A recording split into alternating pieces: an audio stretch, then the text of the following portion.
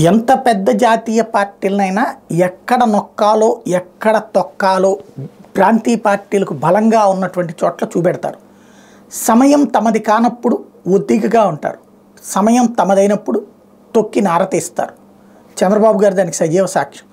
ఇవాళ బీజేపీకి 10 సీట్లు ఇచ్చారన్నా, 6 పార్లమెంట్ సీట్లు ఇచ్చారన్నా సమయం తనది కాదు కాబట్టి ఇస్తున్నాడు.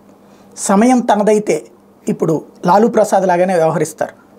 బీహార్లో నితీష్ కుమార్ వెళ్ళిపోయాక ఆ కూటమిలో ఐఎన్డిఏ కూటమిలో అదే పెద్ద పార్టీ కాబట్టి కాంగ్రెస్ పార్టీకి అంత బిచ్చం వేసింది. ఓ రకంగా చెప్పాలంటే బీహార్లో టోటల్గా 26 చోట్ల ఏకంగా ఆర్జేడీ పోటీ చేస్తుంటే కాంగ్రెస్కి కేవలం 9 స్థానాలు ఇచ్చింది, వామపక్షాలకు 5 స్థానాలు ఇచ్చింది.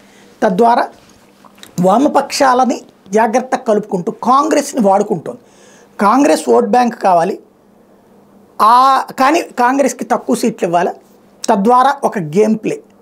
లాలూ ప్రసాద్ అంతకుముందు కాంగ్రెస్తో 50-50కి రెడీ అయిన మనిషి ఇప్పుడు చివరికి ఈ స్థితిలోకి ఎందుకు వచ్చాడంటే నితీష్ కుమార్ అట్టించి ఇటు ఇట్టించి అటు వీటి మీద విరక్తి చెందినటువంటి జనం మళ్ళీ లాలూ ప్రసాద్ పార్టీ వైపు మొగ్గు చూపారు, ఆర్జేడీ వైపు. దాని ఫలితంగా మొన్నటిసారి సింగిల్ లార్జెస్ట్ వచ్చింది.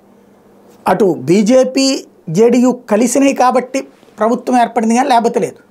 మళ్ళీ నితీష్ కుమార్ వెళ్ళి ఆర్జేడీతో కలవడం వలన మరింతగా జవసత్వాలు వచ్చినాయి. ఇప్పుడు అందుకని కాంగ్రెస్కి తక్కువ ఇచ్చే స్థాయికి ఆయన ఎదిగేశాడు.